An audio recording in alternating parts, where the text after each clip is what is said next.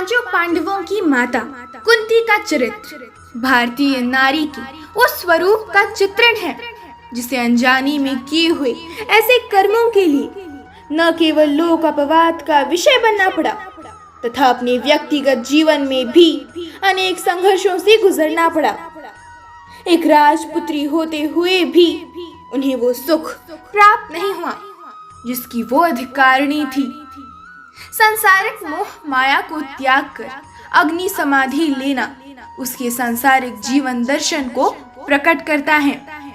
शक्तिशाली पांडवों की माता होकर भी कई स्थानों पर स्वयं को असहाय पाती है वो, जहाँ पुत्र प्रेम के कारण वो अपने अन्य पुत्र कर्ण के साथ अन्याय कर बैठती है और उसका चरित्र कई स्थानों पर विवादास्पद भी हो जाता है।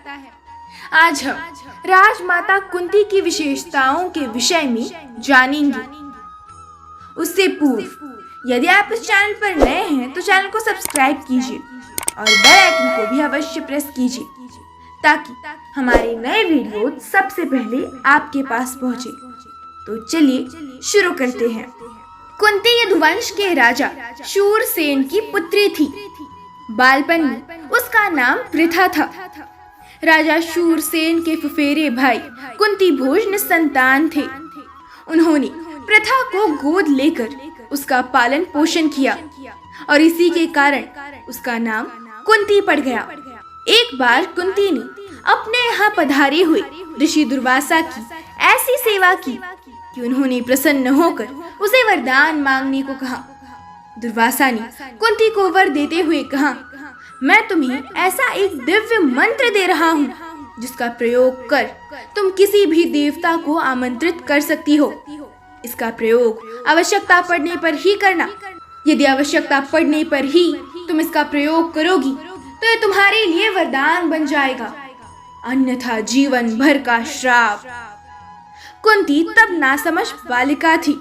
उसे ये विश्वास नहीं हुआ कि उसके आवाहन करने से कोई देवता प्रकट हो जाएंगे। उसने सोचा, ऐसा कैसे हो सकता है। कुंती ने कौमार्यावस्था में कुतूहलवश प्रकृति के तेजस्वी देवता सूर्य नारायण का ध्यान किया और सूर्य देव कुंती के समक्ष प्रकट हो गए। उन्हें देखकर कुंती भयभीत हो गई और उनसे क्षमा मांगने लगी, किंतु भगवान सूर्य देव ने कहा, अब तो मंत्र के फल स्वरूप तुम्हें एक तेजस्वी संतान की प्राप्ति होगी, किंतु भयभीत मत हो, तुम्हारा कौमार्य भंग नहीं होगा।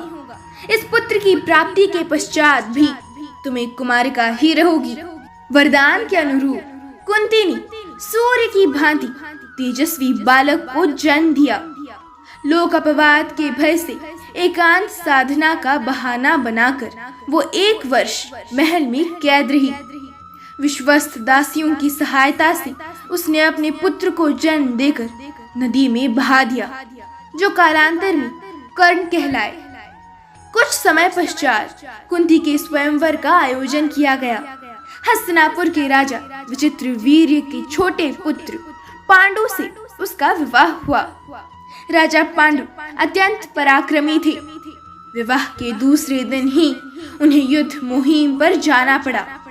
युद्ध से लौटते समय वो मध्य प्रदेश के राजा की पुत्री माद्री से दूसरा विवाह कराए। इस बात से कुंती अत्यंत दुखी हुई, परंतु अपने दुख को भुलाकर कुंती ने माद्री का हस्तिनापुर में स्वागत किया और उसे दिल से अपना लिया। पांडु के ज्येष्ठ भ्राता धृतराष्ट्र जन्म से ही अंधे थे, नेत्रहीन थे। पांडु ने अपने पराक्रम से अनेक राज्यों को जीता था। वो अपनी दोनों पत्नियों से समान रूप में प्रेम करते थे। राजा पांडु से भूलवश एक ऋषि और उनकी पत्नी की हत्या हुई। तब उन ऋषि ने पांडु को श्राप दे दिया कि जब भी तुम अपनी पत्नी के समीप जाओगी उसी क्षण तुम्हारी मृत्यु हो जाएगी। ये श्राप मिलने पर राजा पांडु ने राज्य का त्याग कर वन में जाने का निर्णय लिया। तब राजमहल के सुखों का त्याग कर कुंती और माद्री दोनों अपने पति के साथ वन में चली गई। पुत्र प्राप्ति न होने के कारण राजा पांडु सदा दुखी रहते थे। तब कुंती ने राजा पांडु को ऋषि दुर्वासा से प्राप्त वरदान के विषय में बताया। अतः राजा पांडु के कहने पर कुंती ने दुर्वासा के वरदान से 3 पुत्रों को जन्म दिया, जो युधिष्ठिर, अर्जुन एवं भीम थे। पांडु की दूसरी पत्नी माद्री ने कुंती के वर की सहायता से अश्विनी कुमारों का ध्यान किया, तो उससे नकुल तथा सहदेव उत्पन्न हुए। पांडु की मृत्यु के पश्चात कुंती और माद्री दोनों ही सती होना चाहती थी, किंतु माद्री ने कहा, जीजी, मैं आपके पुत्रों को वो प्रेम नहीं दे पाऊंगी जो आप मेरे पुत्रों को देंगी। माद्री ने कुंती को अपने दोनों पुत्रों का भार सौंप दिया और वो पांडु के साथ सती हो गई। कुंती बहुत परोपकारी थी। एक बार एक ब्राह्मण ने कुंती को नरभक्षी वक्र राक्षस के अत्याचार के विषय में बताकर उससे मुक्ति का उपाय पूछा। कुंती ने भीम को उस राक्षस का संहार करने को भेजा और शक्तिशाली भीम ने उस राक्षस का वध कर दिया। महाभारत के युद्ध के समय कुंती अपने पुत्रों के मरने के ख्याल से सिहर उठती थी। उसने श्री कृष्ण की सहायता से दुर्योधन को संधि प्रस्ताव भी भेजा था ताकि युद्ध न हो, परंतु दुर्योधन ने उसे ठुकरा दिया। वो घमंड से भरा था। उसे ऐसा लगता था कि विजय तो उसी की होने वाली है। कुंती ने युद्ध से पूर्व महारथी कर्ण को उनके जन्म का रहस्य बताकर युद्ध न करने को कहा था, किंतु कर्ण ने दुर्योधन की मित्रता के कारण कुंती की बात नहीं मानी। कुंती ने अपने जीवन में राज्य छिन जाने, द्यूत में हारने, अपने पुत्र कर्ण के अपमान को, कुलवधु द्रौपदी के अपमान को झेलने का कष्ट सहा था। कुंती ने भी द्रौपदी के अपमान का प्रतिशोध लेने हेतु पांडवों से युद्ध करने को कहा था। कौरवों द्वारा लाक्षागृह में आग लगाए जाने पर किसी तरह उसने तथा 5 पांडवों ने अपनी प्राण बचाए थे। कुंती ने अनजाने में ही अपनी बहू द्रौपदी को 5 पांडवों में बांट दिया, 5 पांडवों की पत्नी बनने के वचन से बांध दिया। कुंती पुत्र होकर भी महारथी कर्ण जीवन भर लोक निंदा के भय से अपमान और दुख सहते रहे। अपने पुत्र कर्ण की अपमानजनक दशा को देखकर कुंती भी बहुत रोती थी। लोक निंदा के भय से उसने जन्मजात कवच कुंडल धारण किए हुए कर्ण को अंत तक अपना पुत्र न कह पाने की पीड़ा भी झेली। कर्ण के समक्ष 5 पांडवों की प्राण रक्षा की भीख मांगकर पुत्रों के प्रति अपने स्नेह को प्रकट किया। उसने युद्ध प्रारंभ होने से पूर्व कर्ण से 5 पुत्रों की प्राण रक्षा करने का वचन मांगा था। इसके बदले में उसने कर्ण को एक अभिशापित जीवन दिया। यह अपराध बोध जीवन भर उसे सलता रहा। जिन पांडवों के लिए कुंती ने कर्ण से वचन लिया था, कर्ण के वध के पश्चात पांडवों को जब ये बात ज्ञात हुई कि कर्ण उनके ज्येष्ठ भ्राता थे, तब युधिष्ठिर ने माता कुंती को श्राप दे दिया था। जिस पुत्र को बचाने के लिए उन्होंने अपने कर्ण जैसे पुत्र पर अन्याय किया, उसी पुत्र ने सत्य जानने के पश्चात क्रोधित होकर उन्हें श्राप दे दिया।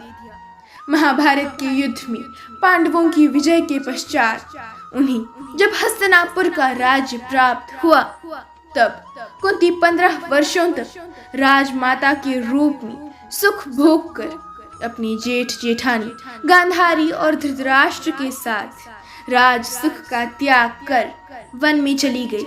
जाने से पूर्व उसने द्रौपदी के सम्मान की हर समय रक्षा करने का तथा दुर्भाग्यशाली पुत्र कर्ण की मृत्यु के पश्चात भी प्रत्येक वर्ष उसके श्राद्ध कर्म को विधिवत करते रहने का पांडवों से वचन लिया और वनवास का कष्ट सहते हुए वैराग्य की साधना पूर्ण कर अपनी प्राण होती अग्नि देवता को समर्पित कर दी। कुंती का संपूर्ण जीवन विसंगतियों से भरा पड़ा था। अनजाने में सूर्य का आवाहन कर उसने सूर्य पुत्र कर्ण को जन्म तो दिया, किंतु उसे अपना पुत्र न कह सकी। कर्ण अभिशापित जीवन जीता रहा। कर्ण को अभिशापित जीवन जीते देखकर इसी पीड़ा में आजीवन तड़पती रही वो। अपने समस्त पुत्रों के बदले में कर्ण का बलिदान उसके लिए बहुत कष्टदायक था। उसने समय और परिस्थिति के अनुरूप अपने विचारों और कार्यों में संतुलन बनाए रखा। इस प्रकार एक राजकुमारी, महारानी, राजमाता होते हुए भी कुंती का जीवन संघर्षपूर्ण दुखों से भरा रहा। 5 पुत्रों की माता होते हुए भी वन में जलकर उसकी मृत्यु हो गई। मृत्यु के समय उसके साथ उसके पुत्र नहीं थे, उसकी पुत्र वधू भी नहीं थी। कुंती के जीवन से ये पता चलता है कि आप जैसे कर्म करते हो आपको वैसा ही फल मिलता है। चाहे आप कोई राजा हो या रंक, चाहे आपने वो कर्म जानते हुए किए हो या अनजाने में, जैसा कर्म करोगी वैसा फल पाओगी। जय श्री कृष्ण।